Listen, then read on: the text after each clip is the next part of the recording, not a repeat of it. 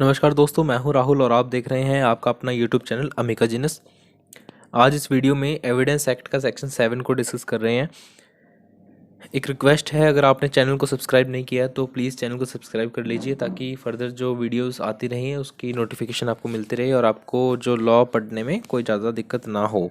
ठीक है, तो इस सेक्शन में हमें जो मेन बातें बताई गई हैं मैं आपको एक बार बता देता हूँ। Facts which are the occasion, cause और effect of the fact in issue. जो फैक्ट इन इशू के क्या ओकेजन रहे हैं, क्या उसके कॉज हैं और क्या उसके इफ़ेक्ट रहे हैं, ये सेक्शन 7 बताता है। सेक्शन 7 बहुत इजी है और बहुत इम्पॉर्टेंट भी है। ठीक है, तो देखिए क्या कहता है section. According to section 7 the following facts are relevant. हम हमेशा ये याद रखना कि हम 6 से लेके 55 सेक्शन तक यही पढ़ेंगे कि कौन से फैक्ट रेलिवेंट फैक्ट हैं, किन फैक्ट्स को हम रेलेवेंट फैक्ट की कैटेगरी के अंदर रखते हैं। तो हमने सेक्शन 5 पढ़ लिया, सेक्शन 6 पढ़ा हमने रेस्ट जेस्टे, सेक्शन 7 हम पढ़ रहे हैं कि जो फैक्ट इन इशू के ओकेजन रहा होगा कि किस कारण से वो रहा, क्या उसका कॉज था, क्या उसके इफेक्ट पड़े हैं। तो वो जो फैक्ट्स रहेंगे फैक्ट इन इशू से रिलेटेड उनको हम रेलेवेंट फैक्ट की कैटेगरी में डाल देंगे। तो एक बार इसकी बेयर लैंग्वेज पढ़ लेते हैं। According to section 7 the following facts are relevant fact which are the occasion, cause or effect, immediate or otherwise, of the fact in issue or relevant facts. Second is fact which constitute the state of thing under which they happened, or third, fact which afforded an opportunity for their occurrence or transactions. अब जहाँ तक मुझे लगता है कि 90% of लोगों को ये स्टेटमेंट पढ़ने के बाद कुछ ज़्यादा समझ नहीं आया होगा, तो इलस्ट्रेशंस इसके लिए बहुत बढ़िया हैं कि आप इलस्ट्रेशंस पढ़िए और आपको बहुत अच्छे से याद हो जाएगा। तो क्या होता है, the question is whether A robbed B. एक एग्जांपल मैं आपको देता हूँ, आपको क्लियर हो जाएगा। ए एक पर्सन है, ठीक है, और एक पर्सन है हमारे पास बी। अब क्या होता है कि जो हमारा बी पर्सन है उसके पास हैं बहुत पैसे। देखो, ये है हमारा ए, ठीक है, और ये है हमारा बी। इसके पास बहुत पैसे हैं, ठीक है। ये ए को बताता है कि भैया मेरे पास ना बहुत पैसे हैं और मैं इन पैसे को लेकर कहाँ जा रहा हूँ, मेले में जा रहा हूँ। ठीक है, मैं बहुत सारी खिलौने लाऊंगा खरीद के, बहुत सारी चीज़ें खरीद के लाऊंगा जो जो मुझे पसंद आएंगी, मैं मिठाई खाऊंगा, ये वो ऐसे वैसे। ठीक है, ए को बता के जाता है। अब थोड़ी देर बाद जब ये ए को बता रहा होता है तो वहाँ पर थोड़ी दूर खड़ा एक पर्सन डी इनकी बातें सुन रहा होता है।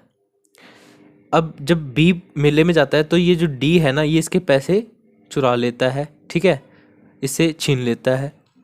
तो अब क्वेश्चन है कि डी ने इसके पैसे चुराए हैं कि नहीं चुराए हैं, फैक्ट इन इशू। अब दिक्कत ये है, तो यहाँ पर पॉसिबिलिटीज़ बन सकती हैं कि ए ने जाके बी को बता दिया हो, या फिर बी ने जो डी को बता दिया हो, या फिर डी ने खुद ही ऑब्जर्व करके जिसमें चोरी कर ली है। ठीक है, तो यहाँ पर डी के पास एक ओकेजन है। ठीक है, डी के पास क्या ओकेजन है कि भाई बी के पास बहुत पैसे हैं। चलो इस एग्जांपल को आप एक टाइम के लिए छोड़ भी देते हो। तो आप ये देखो, आप जब भी बैंक में जाते हो तो बैंक में हम जब भी जाते हैं या आते हैं, मोस्ट ऑफ द टाइम हम पैसे लेने या पैसे जमा कराने के लिए जाते हैं। ठीक है, या तो और एटीएम से विड्रॉल क्यों नहीं करवाते, क्योंकि अमाउंट ज़्यादा बड़ी होगी, है ना। एटीएम हम क्यों नहीं वहाँ पर पैसे जमा करवा के आते, उस मशीन के अंदर क्यों नहीं करवा के आते, विड्रॉल मशीन के अंदर हम एटीएम के थ्रू भी नहीं उसको जमा करवाते क्योंकि अमाउंट बड़ी होगी। ठीक है, तो ये कारण रहते हैं। तो लोग जो बैंक के बाहर खड़े रहते हैं वो इस ओकेजन को ढूंढते हैं कि कोई अगर हमें मिल जाए जिसके पास बहुत पैसे हों तो हम छीन ले उस पैसे को और भाग जाएं यहाँ से, है ना। तो ऐसा होता ही है मोस्ट ऑफ द टाइम। हम बॉलीवुड मूवीज़ में भी बहुत देखते हैं कि ऐसा होता है कि कोई एक बैंक से उतरा है, 4-5 सीढ़ियाँ उसने उतरी और इतनी देर में कोई बाइक पे बैठ के आते हैं हेलमेट पहन के और उसके पैसे छीन के ले जाते हैं। तो वो जो बाइक पे बैठ के आते हैं, वो पर्सन बाइक पे हेलमेट वाले, काले हेलमेट वाले, उनके पास एक ओकेजन होता है कि भैया अब इसके पास पैसे हैं और अब छीन लो। तो ये ओकेजन है, मतलब मौका कब मिलता है। एक तो ये चीज़ फैक्ट इन इशू में। ठीक है, दूसरा मैं आपको एक एग्जांपल देता हूँ। The question is whether A murdered B, marks on the ground produced by struggle और at near place where the murder was committed are relevant fact. अगर ये क्वेश्चन अराइज हो रहा है कि ए ने बी का मर्डर किया है नहीं किया। तो यहाँ पर जो भी यहाँ पर मार्क्स ऑन द ग्राउंड्स होंगे, जो धरती पे जो मतलब जो इसके बी, जब देखिए बी की जब हत्या की गई है तो ऑब्वियसली बात है कि बी ने बहुत स्ट्रगल किया होगा, अपनी जान बचाने के लिए इधर उधर भागा भी होगा, कुछ ना कुछ तो निशान मिलेगा ही, एविडेंस मिलेगा ही। जैसे अब इस कमरे की बात करता हूँ, अगर मैं इस रूम की, अगर यहाँ पे किसी का मर्डर करना हो और उसको जब पता है कि भाई मेरा मर्डर करेगा, तो वो चुपचाप तो नहीं बैठेगा, ठीक है, वो बहुत भागेगा इधर उधर, और ये जनरल सी बात है। तो वहाँ पर कुछ ना कुछ मिल ही जाता है, तो वो उसका कॉज या उसको इफेक्ट के अंदर फॉल कर जाता है, ठीक है। चलिए अब यहाँ से शुरू करते हैं। ओकेजन से set of circumstances which constitute the occasion for the happening of the principal fact. कुछ ऐसे सर्कमस्टांसेस का जो सेट है जो ऐसे ओकेजन बना देते हैं प्रिंसिपल फैक्ट। प्रिंसिपल फैक्ट कौन सा होता है? हमारा जो रेलिवेंट फैक्टर है जो हमें आंखों से दिखता है, ठीक है। केस क्या है इसमें? आरवी वर्सेस रिचर्डसन का केस है। The fact that the disease girl was alone in her cottage at the time of murder is relevant as is considered occasion of the for the murder. इस case में actually क्या हुआ था कि एक person है और जो उसकी जो फ्रेंड है, गर्लफ्रेंड है, शी गॉट प्रेग्नेंट। तो वो नहीं चाहता कि वो जो बच्चा है वो इस दुनिया में आए, तो वो अपने इमेज को सोसाइटी में बरकरार रखने के लिए जब देखता है, उसको मौका मिलता है कि वो जो लड़की है वो अपने घर पे अकेली है, तो वो दबे पांव जाता है उसके घर पे और उस लड़की का मर्डर कर देता है, ठीक है। अब वो उस लड़की का मर्डर किया, तो अब उसके पास ओकेजन था, मोटिव भी था। पहली बात तो मोटिव था उसके पास कि भाई, मोटिव हम नेक्स्ट सेक्शन में पढ़ेंगे। उसके पास एक मोटिव था कि भाई वो जो लड़की है वो प्रेग्नेंट है, अगर वो ऐसे बिना शादी के वो मतलब अगर माँ बन जाती है या फिर वो बेबी को बर्थ दे देती है, तो ये एक सोसाइटी में उसके लिए बढ़िया नहीं रहेगा, उस आदमी के लिए, लेडीज़ के लिए भी नहीं रहेगा, बट आदमी सोचता है कि मेरी इमेज ज़्यादा ख़राब होगी, तो सोचता है कि इसको मार देना ही ज़्यादा बढ़िया रहेगा, किसी को पता भी नहीं चलेगा।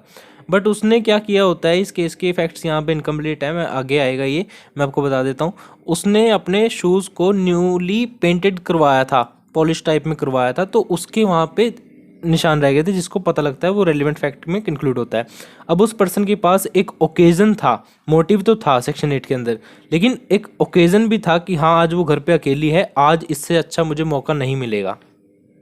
ये रॉबरी वाला फैक्ट मैंने आपको अभी एग्जांपल में बता दिया था कि ए जो एक पर्सन है, बी जो पर्सन है, वो पैसे के साथ ए को बताता है कि भाई मेरे पास पैसे हैं, कोई और सुन रहा होता है, और वो जैसे ही मेले में जाता है, फेयर में जाता है, वहाँ पर उसके पैसे से रॉबरी की कर ली जाती है। तो फिर ये एक रेलिवेंट फैक्ट माना जाता है कि भाई थर्ड पर्सन के रिगार्डिंग।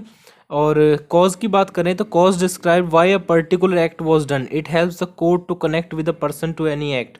देखिए, जब किसी का मर्डर हो जाता है तो सबसे पहला ये सोचते हैं कि भाई इसका मर्डर हुआ क्यों, क्या इसकी दुश्मनी थी किसी के साथ, ठीक है, इसने किसी के पैसे देने थे या पैसे लेने थे किसी के पास से, ऐसा कुछ है क्या, मतलब किसी के पास कोई मोटिव है, क्या कारण रहा है कि इसकी डेथ की गई है, इसको मर्डर किया गया है, ये कॉज होता है।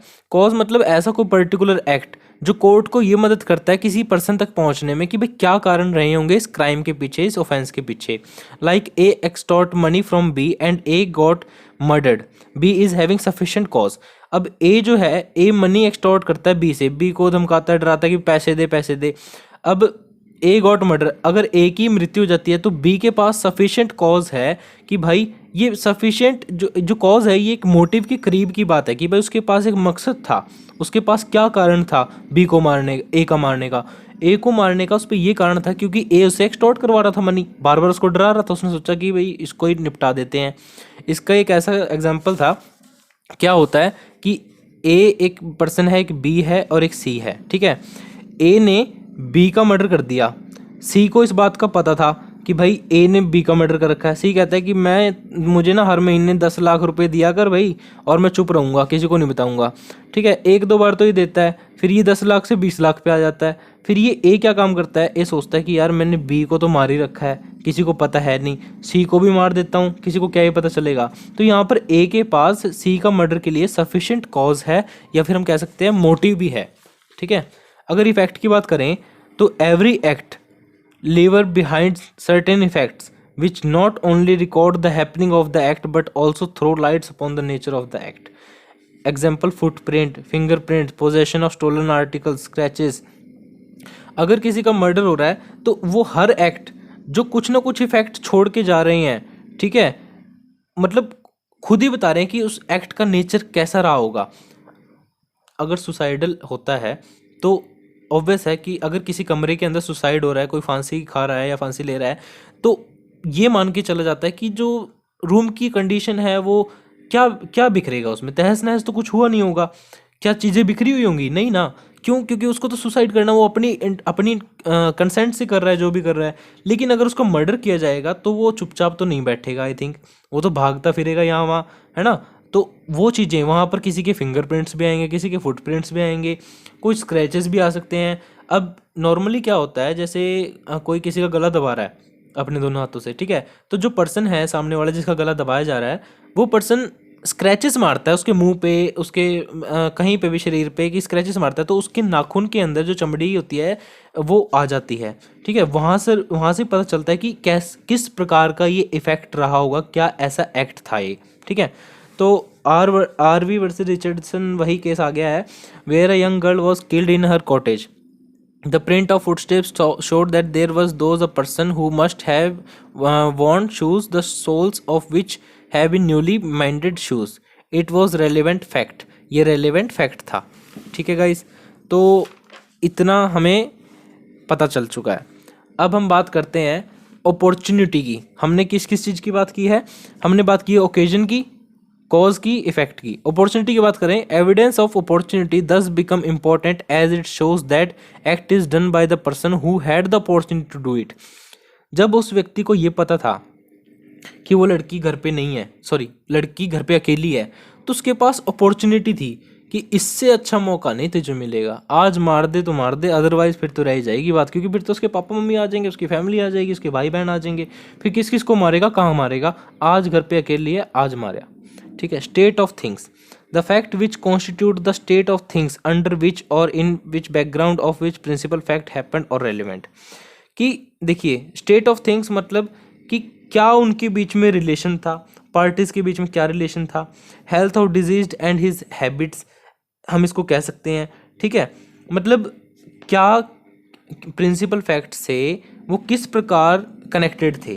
The facts which constitute the state of things under which और in which background of which the principal fact happened और रेलिवेंट, कि किन कंडीशनों में वो रहा। अब अगर वो लड़की जो प्रेग्नेंट थी, जिसकी डेथ हुई है, उसके बीच में और जो जो जिसके न्यूली मेंडेड शूज़ घर पे मिले हैं, उस पर्सन के बीच में क्या रिलेशन थे, ठीक है। कई बार हम क्राइम पेट्रोल वगैरह में भी ये नोटिस करते हैं कि वो ये देखते हैं कि घर में बैठे थे तो 2 वाइन के गिलास थे, इसका मतलब घर में 2 लोग थे। ऐसे से जो relation of parties, state of things को वो वहाँ से जानने की कोशिश करते हैं। एक और केस है रतन वर्सेस रिजिम 1971 का, where the accused was prosecuted for shooting down his wife and he took defense of accident of the fact and the accused was unhappy with his wife and having affair with another woman and was relevant fact for shooting down. अब यहाँ पर क्या है कि relation of parties, अब क्या है कि एक हस्बैंड है, ठीक है, हस्बैंड है, उसकी वाइफ है, ठीक है। अब इनके रिलेशन जो है वो अच्छे नहीं है आपस में, ठीक है, ये इससे खुश नहीं है, ये इससे खुश नहीं है।